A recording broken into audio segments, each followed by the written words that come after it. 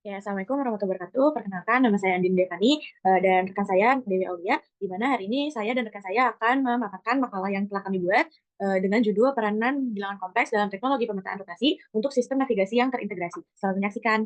Bilangan kompleks adalah himpunan bilangan terbesar dalam matematika, terdiri dari bilangan real dan imajiner. Bilangan imajiner itu muncul dari kebutuhan untuk menyelesaikan persamaan tanpa solusi dalam bilangan nyata. Nah, diketahui memiliki sifat I kuadrat sama dengan akar min 1. Nah, meskipun akar min 1 tidak ada dalam bilangan nyata, bilangan ini memiliki banyak kegunaan praktis seperti dalam navigasi yang meningkatkan kecepatan dan akurasi perhitungan. Nah, selanjutnya kita akan bahas tentang sistem bilangan kuartenian. Sistem bilangan kuartenian adalah perluasan dari bilangan kompleks, diperkenalkan oleh William Rowan Hamilton pada tahun 1843. Nah, kuartenian itu digunakan dalam matematika terapan, terutama untuk rotasi tiga dimensi, seperti dalam grafika komputer tiga dimensi, penglihatan komputer, pencitraan resonansi magnetik, dan analisis tekstur kristalografi. Nah, kuartenion bisa digunakan bersama atau sebagai alternatif metode rotasi lainnya, seperti sudut Euler dan matriks rotasi. Nah, jadi kita sekarang masuk ke sejarah singkat mengenai bilangan kompleks ya. Nah, masalah tentang bilangan kompleks ini tuh pertama kali tercatat itu sekitar tahun ke-75 Masehi ya, yaitu abad ke-1 oleh Heron of Alexandria. Nah, beliau ini mencoba menemukan frustum piramida dan mempertanyakan seberapa tinggi frustum kalau panjang sisi alas sama persegi atas dan tepi yang menghubungkan keduanya itu diketahui. Nah, terus beliau ini menemukan persamaan yang bisa teman-teman lihat di layar, yaitu H sama dengan akar dari C kuadrat min A kuadrat min B kuadrat per 2. Nah, pada contoh pertamanya, Heron itu menggunakan A-nya itu 10, B-nya itu 2, dan C-nya 9. Di mana ini tuh akan menghasilkan hasil akhirnya itu 7. Nah, di percobaan lainnya, Heron menggunakan A-nya itu 28, B-nya itu 4, dan C-nya 15. Di mana Heron ini mencatat hasilnya adalah akar dari 63. Padahal seperti yang kita ketahui ya, bahwa hasilnya itu adalah akar dari negatif 63. Nah, jadi ini tuh permasalahan tentang bilangan kompleks pertama yang tercatat tuh. Lalu bilangan kompleks ini tuh dianggap fiksi dan tidak berguna. Nah, pada masanya orang Yunani itu nggak menggunakan bilangan yang tidak dapat digunakan dalam kehidupan sehari-harinya, kayak bilangan negatif ataupun bilangan irasional. Nah, dilanjut sama ilmuwan lain yang menemukan masalah-masalah yang merujuk tentang bilangan kompleks seperti Gerolamo Cardan. Nah, di bukunya yang berjudul Ars Magna yang diterbitkan tahun 1545, beliau ini menemukan bahwa dalam menyelesaikan permasalahan kuadrat itu diperlukan konsep dari akar-akar negatif. Nah, beliau menemukan seberapa pentingnya gitu akar negatif itu. Nah, kemudian dilanjutkan oleh matematikawan lain dari Italia yang bernama Rafael Bombelli. Nah, ia tuh mengembangkan teknik hidrolik dengan bilangan imajiner, nah, menggunakan persamaan x kuadrat ditambah a sama dengan 0, di mana ini tuh nggak bisa dilakukan tanpa bilangan imajiner. Nah, lanjut ke René Descartes. Nah, beliau ini adalah orang pertama yang menggunakan istilah imajiner pada sekitar akhir abad 17 ke awal abad 18. Pada abad ke-18, Leonhard Euler itu membuat kemajuan besar dengan memperkenalkan notasi I dan membuktikan bahwa E pangkat I theta sama dengan cos theta ditambah I sin theta. Nah, bilangan kompleks ini menjadi lebih papan pada abad 19 dan mulai digunakan dalam berbagai bidang. Nah, Carl Friedrich Gauss adalah orang yang membantu kita memperkenalkan konsep bidang kompleks yang memungkinkan representasi geometris dari bilangan kompleks. Nah, bilangan real dan imajiner ini diwakili oleh sumbu horizontal dalam bilangan kompleks. Lanjut, ada William Rowan Hamilton yang mengembangkan teori Quaternion, yang merupakan perluasan dari bilangan kompleks ke dimensi keempat. Teori ini tuh nggak sepopuler bilangan kompleks, tapi sangat membantu mengembangkan aljabar abstrak dan memiliki aplikasi penting dalam fisika dan grafika komputer. Nah, pada abad ke-20 dan seterusnya, bilangan kompleks telah menjadi alat yang sangat penting dalam berbagai disiplin ilmu, seperti pemrosesan sinyal dan dinamika fluida. Nah, kemampuan bilangan kompleks untuk menyederhanakan perhitungan dan memberikan wawasan yang lebih dalam tentang struktur matematika telah menjadikan bilangan kompleks ini itu sebagai bagian dari toolkit para insinyur di dunia. Nah, bilangan kompleks ini terdiri dari bilangan real dan bilangan imajiner yang muncul dari kebutuhan untuk menyelesaikan persamaan yang tidak dapat diselesaikan dengan bilangan yang nyata. Nah, persamaan kuadrat yang umumnya dinyatakan sebagai ax kuadrat ditambah bx ditambah c sama dengan 0, ini memberikan landasan untuk memahami akar kompleks. Nah, jika diskriminan persamaan kuadrat itu negatif, maka akar-akarnya akan bersifat kompleks. Ini itu diwakili oleh bentuk x1 atau 2 sama dengan negatif b plus minus akar d per 2a. Seperti rumus sebelumnya yang sudah muncul, pada persamaan X1 dan X2 itu dikatakan sekawan karena apabila dikalikan akan menghasilkan bilangan real. Namun, ada beberapa sifat bilangan kompleks yang menyebabkan pengoperasian matematika pada bilangan kompleks berbeda dengan bilangan real. Nah, berikut adalah sifat-sifat operasi matematika pada bilangan kompleks. Satu, pada operasi penjumlahan. Itu misalnya ada Z1 ditambah Z2 sama dengan A plus DI ditambah C plus DI sama dengan A plus C ditambah C plus D dikali I. Pada operasi pengurangan, itu misal Z1 min Z2 itu sama dengan A plus DI minus C plus DI. Atau bisa juga A min C ditambah B min D kali I. Nah, pada operasi perkalian, itu misalnya Z1 dikali Z2 itu sama dengan A plus DI dikali C plus DI itu bisa juga berbentuk AC ditambah ADI ditambah BCI ditambah BDI kuadrat atau bisa dirubah juga menjadi AC min BD ditambah BC plus AD dikali I. Nah, pada operasi pembagian itu Z1 per Z2 itu sama dengan A plus BI dibagi C plus DI. Nah, dikali dengan C min DI per C min DI. Itu sama saja bentuknya menjadi AC min AD ditambah BCI min BDI kuadrat per C kuadrat plus D kuadrat. Itu sama dengan AC plus BD per C kuadrat plus D kuadrat ditambah BC plus AD per C kuadrat plus DI kuadrat I. Nah, selanjutnya, bilangan kompleks juga dapat disajikan dengan berbagai cara. Nah, berikut adalah penyajian bilangan kompleks. Satu, bentuk rektangular.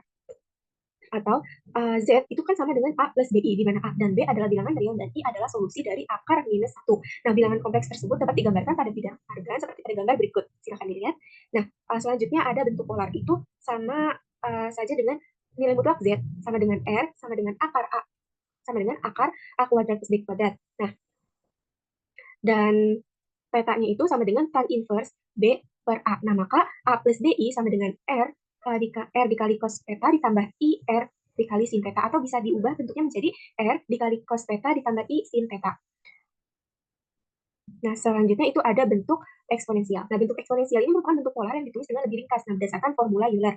Nah, bentuk polarnya itu sendiri yaitu Z sama dengan R dikali cos theta ditambah I sin theta. Nah, dapat juga ditulis sebagai Z sama dengan R eksponen pangkat I theta atau bisa juga ditulis R dikali eksponen I theta. Kita masuk ke kegunaan quaternion. Nah, dalam sistem navigasi pesawat itu ada masalah umum yang sering terjadi, yaitu ketika pesawat mengalami gimbal lock. Nah, gimbal itu sendiri adalah sebuah mekanisme yang digunakan untuk menyimpan kompas pada pesawat atau kapal laut.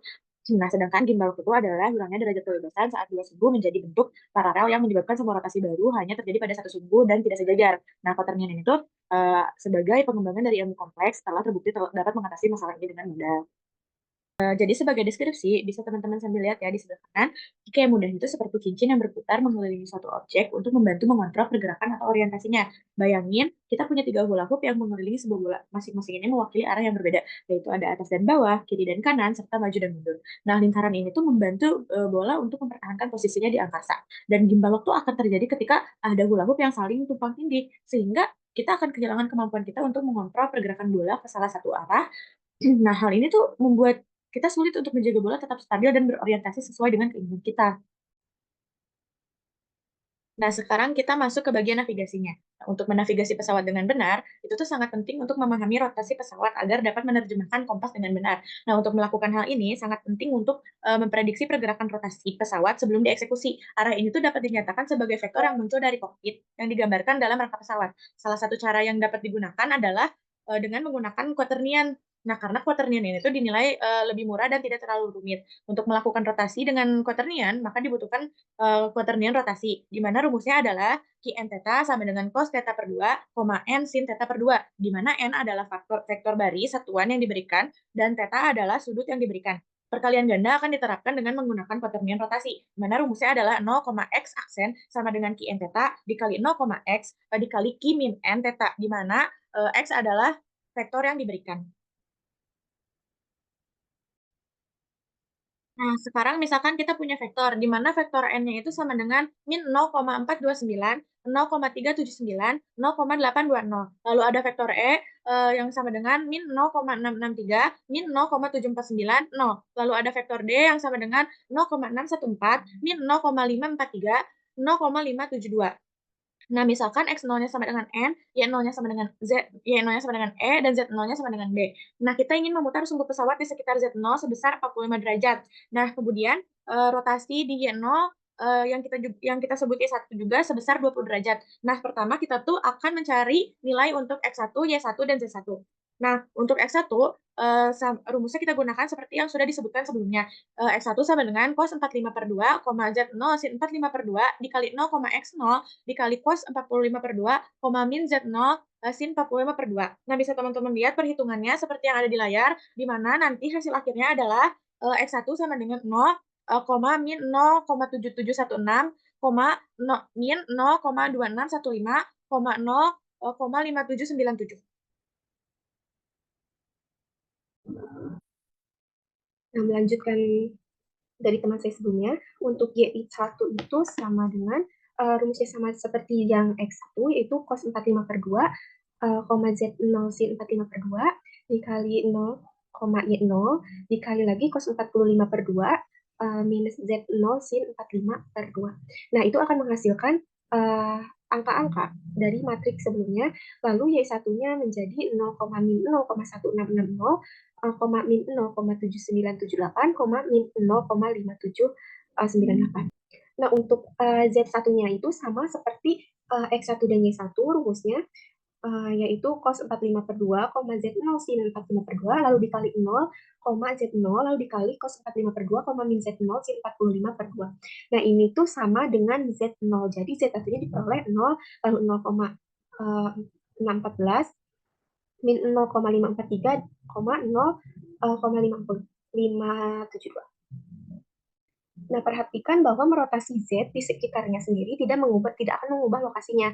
Nah, sekarang kita akan merotasi X1, Y1, dan Z1 di sekitar Y1 untuk mendapatkan X, Y, dan Z yang dibutuhkan. Nah, untuk X itu sendiri, berarti X sama dengan cos 20/2, X1 sin 20/2, dikali 0, X1 dikali cos 20/2, min X1 sin 20/2.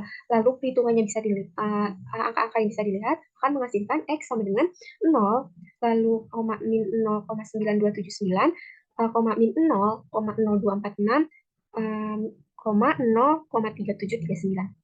Lalu untuk Y sendiri sama rumusnya seperti yang X, cos 20/2 Y1 sin 20/2, lalu dikali 0, Y, lalu cos 20/2 dengan min Y1 sin 20/2. Nah, Y ini sama dengan Y1.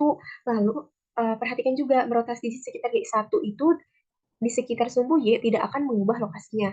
Untuk Z, Z itu sama dengan cos 20/2 Y1 sin 20/2, lalu dikali 0, Z1, lalu dikali cos 20/2, min Y1 sin 20/2. Nah, bisa dilihat angka-angkanya dimasukkan dari hasil matriksnya sendiri, dan dari perhitungan-perhitungan sebelumnya akan menghasilkan Z sama dengan 0, lalu 0,3079, lalu min 0,6190, lalu 0,7230. Nah, sekarang ubah kuaternion kembali ke bentuk vektor.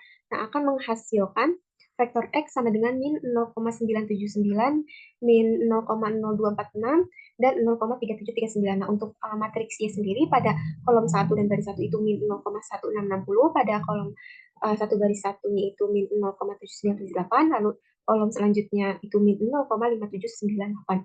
Nah, untuk matriks Z sendiri dihasilkan 0,3079, kolom kedua dan baris keduanya itu min 0,6190, dan baris ketiganya itu 0,7230. Nah, solusi ini akan membantu menemukan komponen yang diperlukan agar pesawat lain memiliki koordinat tertentu dalam kerangka pesawat. Nah, untuk menemukan koordinat pesawat lain dalam kerangka pesawat dilakukan perkalian titik antara solusi dengan vektor yang mewakili pesawat lain. Pesawat lain relatif terhadap pesawat tersebut. Nah, vektornya itu AR, dari kita ke mereka itu matriksnya pada baris ke-1 yaitu min 725, dan baris kedua itu min 921, dan baris ketiga itu 92. Di mana R-nya itu adalah kilometer. Nah, dengan menggunakan quaternion itu kita dapat menentukan sumbu pesawat sehingga pilot dapat mengetahui informasi seperti di mana letak arah kompas, nah di mana letak atas atau bawah, dan jika ada pesawat lain di dekatnya di mana letaknya dapat dilihat dari sudut pandang si pilot. Terima kasih. Nah, sebagai kesimpulan, disiplin yang mengenai bilangan kompleks itu telah berkembang dengan sangat amat pesat ya dari awal penemuannya. Sedemikian sehingga ilmu ini itu dapat membantu umat manusia untuk menggapai kehidupan yang semakin maju untuk setiap lintasinya. Nah, salah satu contohnya ya adalah pada sistem navigasi. Dalam navigasi, bilangan kompleks itu telah menjadi alat yang sangat berguna. Mereka dapat digunakan untuk representasi posisi, pemrosesan sinyal, dan analisis data cuaca. Juga memungkinkan para ilmuwan dan insinyur ini tuh untuk mengembangkan sistem navigasi yang lebih efisien, akurat, dan andal. Dalam navigasi, penggunaan bilangan kompleks ini tuh tidak hanya meningkatkan keselamatan dan efisiensi perjalanan aja, tapi juga memiliki dampak positif untuk membuka jalan bagi inovasi teknologi yang akan terus membawa kemajuan bagi umat manusia di masa depan. Bilangan kompleks ini tuh adalah contoh nyata bagaimana konsep matematika yang awalnya abstrak dapat diterapkan untuk memecahkan masalah nyata dan memberikan manfaat yang besar bagi kehidupan sehari-hari dan perkembangan teknologi. Baik, cukup sekian yang bisa kami sampaikan. Kurang lebihnya kami mohon maaf. Wabillahi taufiq wal hidayah. Wassalamualaikum warahmatullahi wabarakatuh.